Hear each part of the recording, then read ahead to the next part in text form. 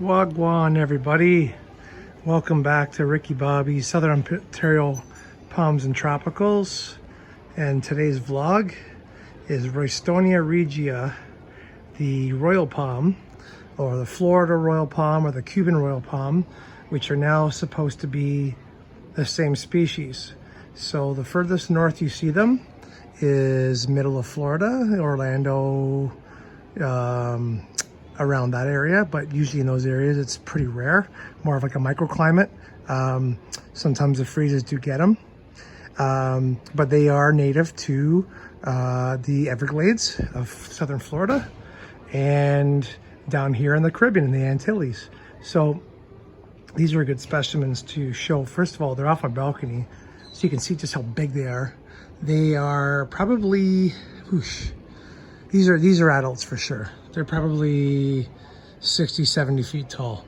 And what's good about them is that their trunks are nice and fat at the bottom, and they're very, the size of the trunk is very, how can I say that? I've been drinking all day, guys, sorry. But it's the same size pretty much all the way up. It's very consistent.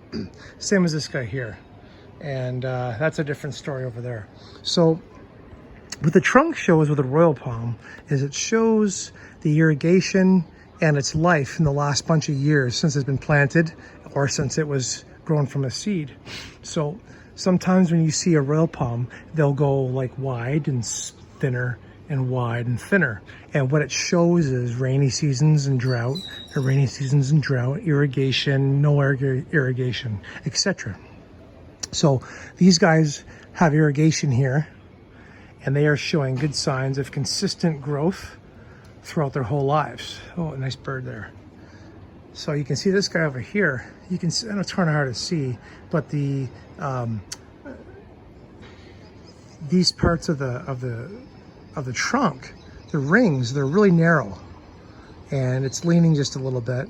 The crown is just, well, it needs to lose some from fronds, but this one has been through a completely different life than these ones have been. These ones are looking really good. Now, the only thing I've noticed here is half of the royal palms on this resort are showing some nutrient deficiencies. And I'm not sure if these guys here fertilize them or not, but there's an example of some nutrient deficiency. You have a crown that's pretty full, and you have fronds that are drooping, even though the crown shaft is nice and green. And you can see there's brown and there's yellow. It almost looks like cold damage, but there's no cold damage here.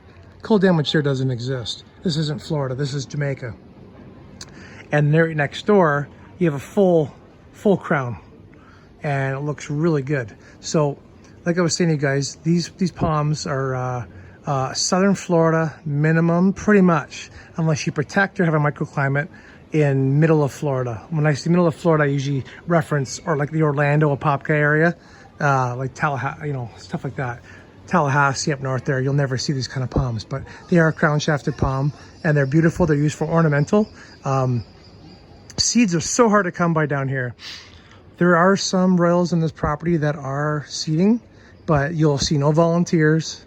I've never had any luck getting royal seeds that are viable. They have to be in certain conditions. Supposedly they like them swampy, which I have not found around here or in Dominican or Cuba. But and actually, I've never actually germinated a royal when I've bought a seed online either. So I've had no luck with them, but I do admire them. Also, the royal palm is also like the national tree or palm tree or the plant of Dominican Republic. So you go to Dominican Republic, say Punta Cana, they are everywhere. They're everywhere down here as well in Jamaica. And they actually do blend in very well with coconuts. There's a blend of coconuts. There's solitaire palms, Pecosperma elegans, traveler's palms. So they do use them as a beautiful ornamental tree. So these ones here, this one's kind of crazy and unique as well. The seed bracts from like the last couple of seasons are still hanging on. I'm not sure why they haven't fallen off yet, but the tree is too tall for the workers to get them down. But there is a new seed bract growing as well. So You guys are gonna have to excuse me. I've been drinking all day. It's been a beautiful day. I went swimming with some tropical fish on a coral reef today. It's been absolutely gorgeous. And in my opinion, the royal palm, I know a lot of people want to grow it. For me, it's kind of like a boring palm. And you're going to say, well, you love Dipsis lutescens and you love Adonidia and foxtail, which are really boring. But for me, the royal palm is pretty boring. Just because they plant them by the thousands down here when you come to visit, and you never see any of the neat stuff. So I'm guessing the palm nurseries down here love royal palms. But once again, you can just, well, what I wanted to say was you can just see how the trunks are so uniform from the bottom to the top. So what they're showing is that they've had perfect irrigation in growing conditions its whole life. And I'm not sure, I'd have to show you another video, but sometimes you'll see a royal palm where the royal trunk grows narrow and wide and narrow and wide, and that shows drought and lots of rain, and drought, lots of rain, and nutrients, etc. So these are actually good specimens to show. On the other side of the resort, there is royals that taper and get wider and taper and get wider, so they have not necessarily had the same kind of conditions that these guys have had. So on that note, we already talked about how these guys are from the Antilles, from the Caribbean and southern Florida.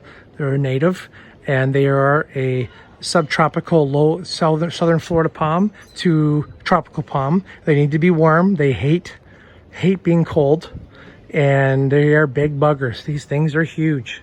Look at 1, 2, 3, 4, 5, 6 floors up this hotel goes, and that top of that palm is at the bottom of the 6th floor. So they are massive.